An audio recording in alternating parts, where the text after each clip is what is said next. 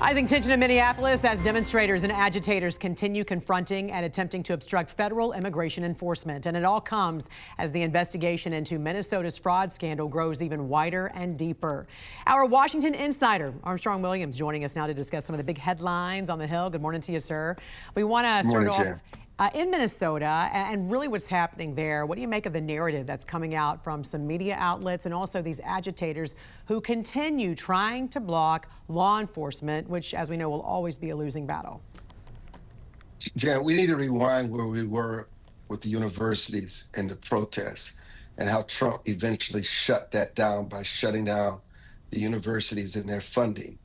99% of the time, law enforcement don't commit these kind of intense where you shoot someone with a kill shot. And the narrative has become condemnation of law enforcement, condemnation of ICE.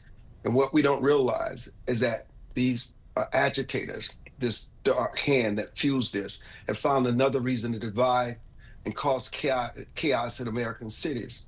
And so that has become our narrative. They have an agenda. They know they cannot destroy us by might, but they can destroy us within. And we're beginning to see this again because they've got something else to focus on. You never hear them protest when law enforcement or someone like that is killed. They only protest when it suits their agenda. And so we have to be very careful with the coverage and really do a deep dive on what's actually going here. This is the undermining of America. And also the undermining of law enforcement, because we also have to protect our law enforcement that's out there risking their lives every single day. This is one of the hardest jobs, as you and I both know, for them. It's a fact.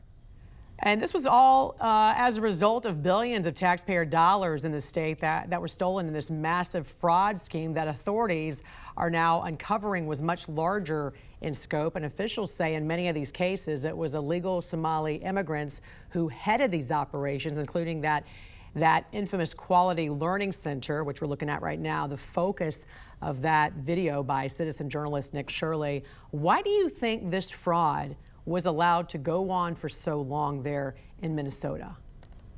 Jan, let's go back again. Let's rewind. What do you think AID was doing? What do you think these NGOs were doing? Funding terrorism. What do you think their agenda is? Their agenda is that they believe their morality is right, their righteousness is right. Tim Walz and Ilhan Omar had no issue funding terrorist organizations, funding these Somalis with America's money. They felt they deserved it. No one was going to say anything because when the whistleblowers did, they were fired.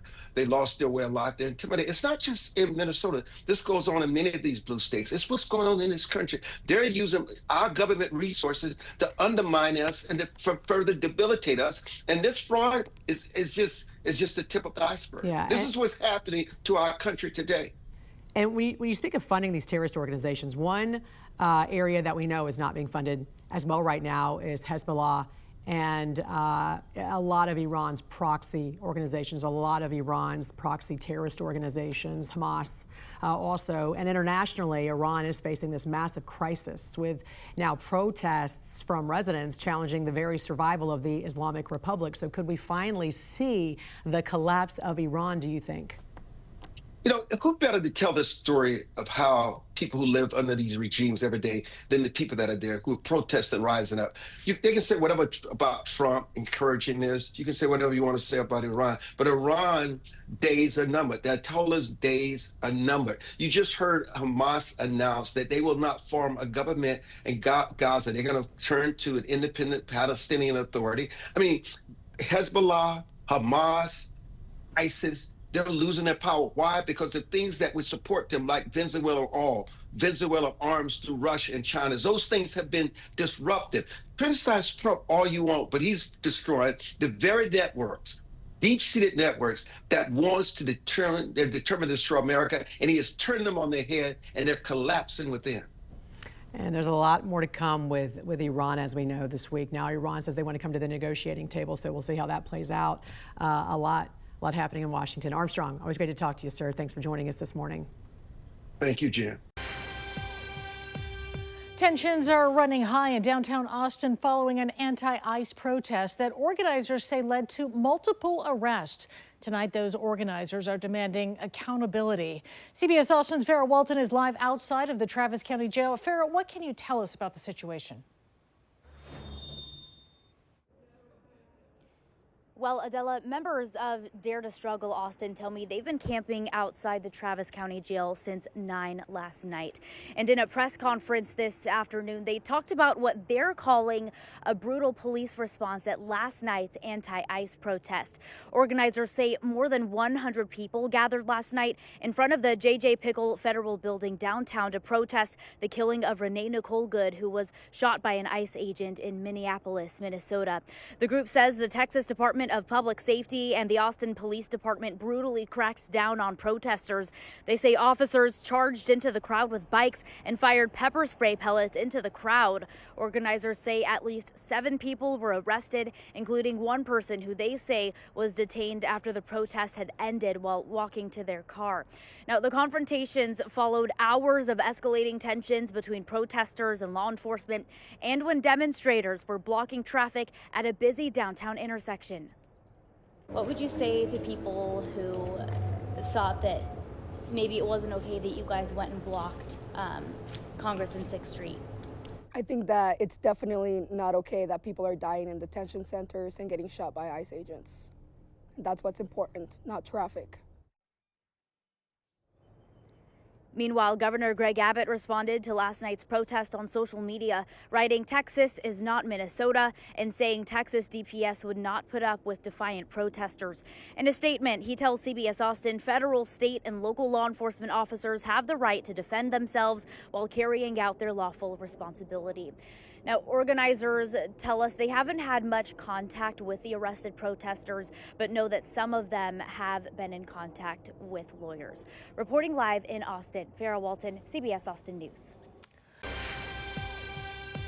Multiple people who were detained by Austin police in Saturday's protest against ICE are now out of jail tonight. Some of them gathered downtown at a vigil for Renee Good, who was shot and killed by an ICE officer in Minneapolis on Wednesday. CBS Austin's Vinny Martirano is live at the Travis County Jail after speaking with one of the detainees. Vinny, what can you tell us about his experience? What did he say? Adela, Isa Gutierrez says he was arrested by Austin police Saturday and was going to be charged with obstructing traffic, but those charges were dropped. He says spending time inside the Travis County Jail was jarring. A regret?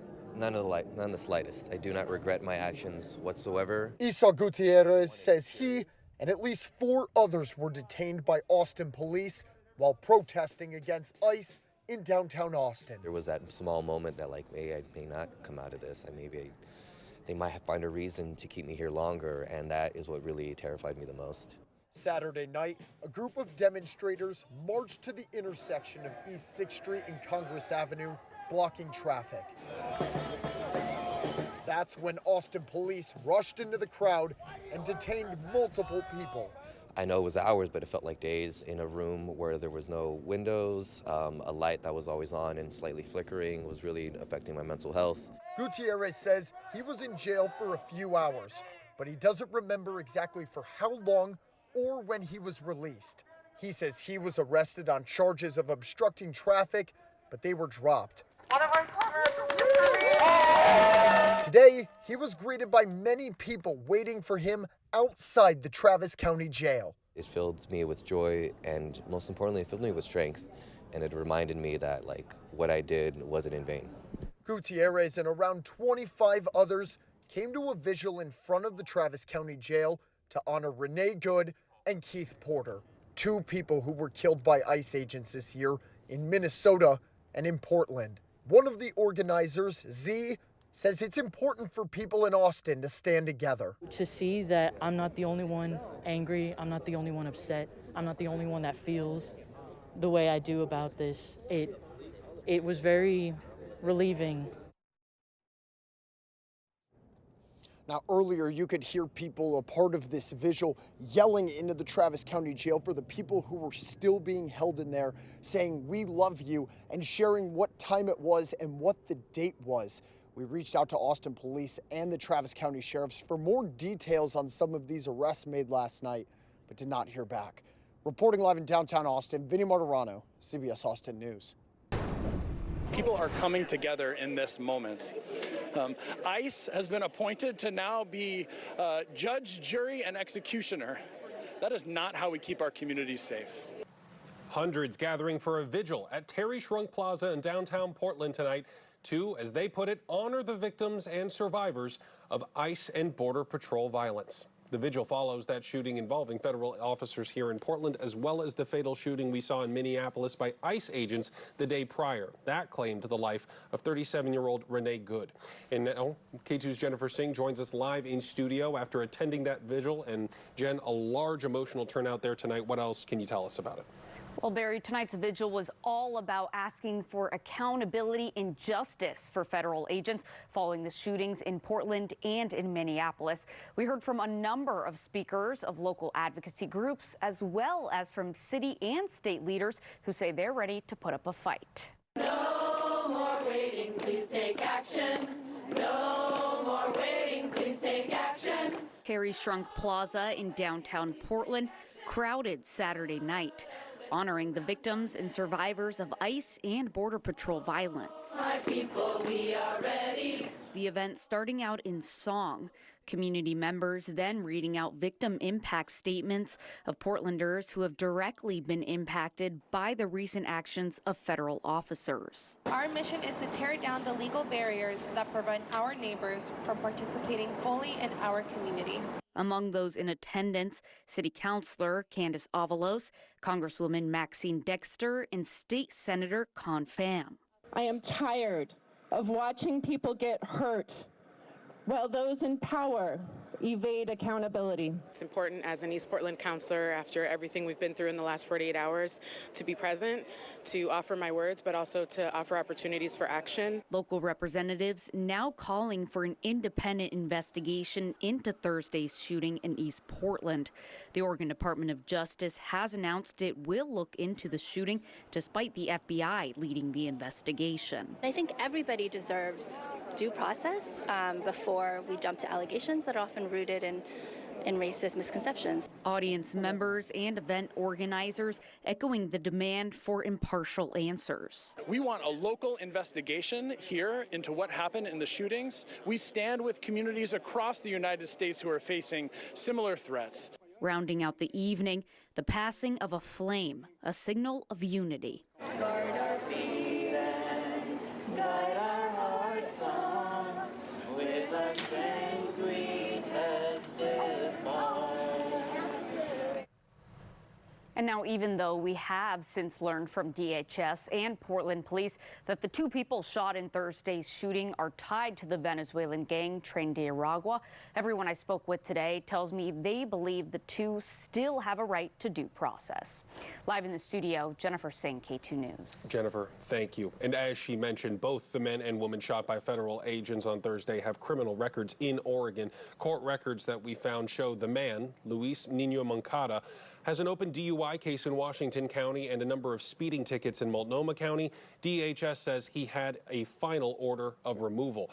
As for the woman, Yorlenes Zambrano Contreras, DHS says she entered the country illegally in 2023 and played an active role in a prostitution ring. They say that she was also involved in a July shooting in Portland, but did not say how.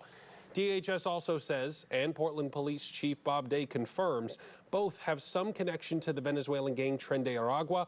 Also, court records show a judge granted Nino Moncada a protective order against Zambrano Contreras less than 2 months ago in late November after he told the court that she hit him with her car. We are continuing to ask federal agencies for more information about what led up to Thursday's shooting. The most recent statements from the White House and DHS say it was self-defense by the Border Patrol agents involved.